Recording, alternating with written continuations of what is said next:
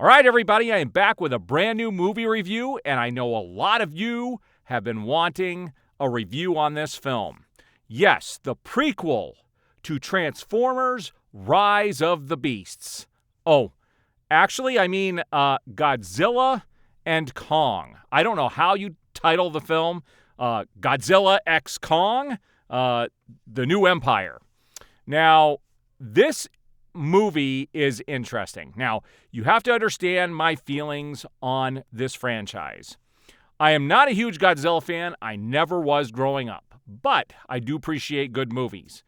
And I will tell you that out of all of the monster films that have been released in this particular series, my favorite was Kong Skull Island, without a doubt. That was my favorite. And outside of that, the other films to me have been mediocre at best, even the last film. I actually did a review with my friend Lamont back when we had our YouTube channel. We reviewed this movie when it hit on HBO Max during the pandemic, and I didn't give it a high rating. I did rewatch it recently and actually enjoyed it much more on the rewatch. But nothing has been on the level of Kong, and I will tell you that I really liked Godzilla -1. Like, that movie was fantastic.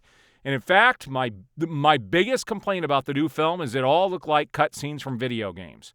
The CGI, the VFX, they definitely did it on a budget, guys. So don't go in expecting this to look ultra real like some of the previous films. You could tell they definitely took a budget cut on this movie. There's no question about it. But let's talk about the cast first. We have some returning cast members. 3 to be exact. We have Rebecca Hall back as Eileen Andrews. You have Brian Tyree Henry back as Bernie Hayes. He was the conspiracy theorist guy from the last movie. And you have Kaylee Hottie. She was the girl. She plays Gia in the movie. She was the girl that was adopted by Rebecca Hall and was deaf and could communicate with Kong. Those are the 3 returning cast members. Outside of that, there's really nobody of note here to really give a lot of credit to, except for Dan Stevens, who is a guy named Trapper in the film. He was probably the funniest character in the movie, and you have Alex Ferns in it as Mikhail, and he kind of leads the team in here. Now, I'm going to keep this review as spoiler-free as I possibly can. The short of it is, Godzilla's doing his thing here on the main part of the Earth, while you have Kong in Hollow Earth. And I'm still wondering how they get sunlight in Hollow Earth. But I digress. But he's down there, and something happens down in Hollow Earth, and there's a signal that is sent out that is calling people from the surface to go down there. And Kong has to come up for a medical emergency, and then all hell breaks loose. And here's what I'm going to tell you about this movie.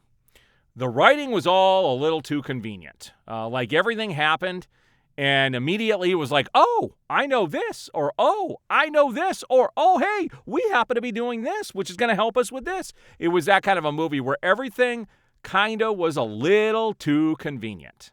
All right?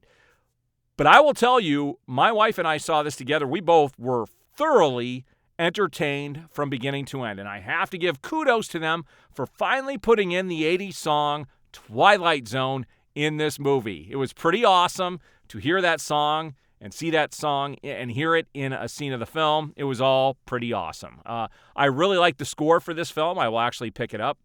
This movie was just a lot of fun. Now, for all of you DC fans out there, most of you guys who follow me don't have a problem with Snyder, but you guys who have an issue with Snyder, especially with the amount of people that died in Man of Steel, oh, just wait.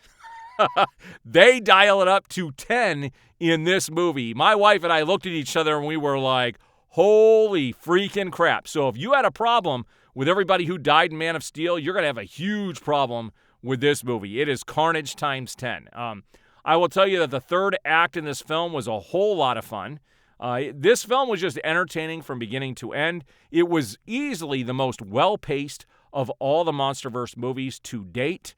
I enjoyed it. My wife enjoyed it. She was really tired too, but she came off of like an 11-hour work day, and we immediately had to turn around within an hour and go to the movies, and she didn't fall asleep.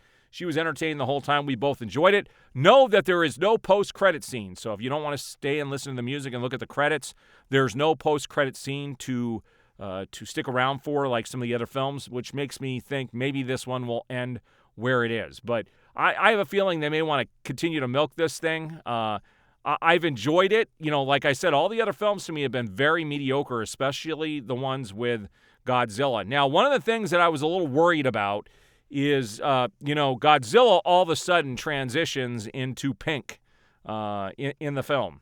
And I was afraid of how they were going to do that. Know that he starts out with blue like in the last film, but there's definitely something that causes him to go pink in this film, and it all makes sense. I was happy with how they did it. It didn't happen the way I thought it was going to happen. In fact, there isn't a whole lot that ties this to the last film other than the fact that the portal has been opened to Hollow Earth and that they can access it now. So there's definitely more story to be had, more story to be told.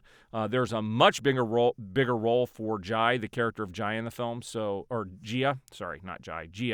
She's got a huge role in this film, and it was good to see some stuff, spread out amongst the actors. I think everybody did a great job. Everybody looked like they were having fun, and I think everybody who goes to see this is going to have fun. Now, if I just had to rate it on dumb fun, I'd give it 5 stars. But because of the budget of the CGI and also because of how convenient the story was, could have been a little more well-written, well thought out, but still entertaining and moved at a nice pace. I do have to knock it down a star. So out of 5 stars, I do give this 4 stars. So 8 out of 10. If you guys go see this film, I guarantee you're going to be entertained. If you've seen it, let me know your thoughts on Godzilla and Kong, The New Empire. I hope you guys can go to the theaters and enjoy it as much as I did. All right, we'll see you guys on the next review.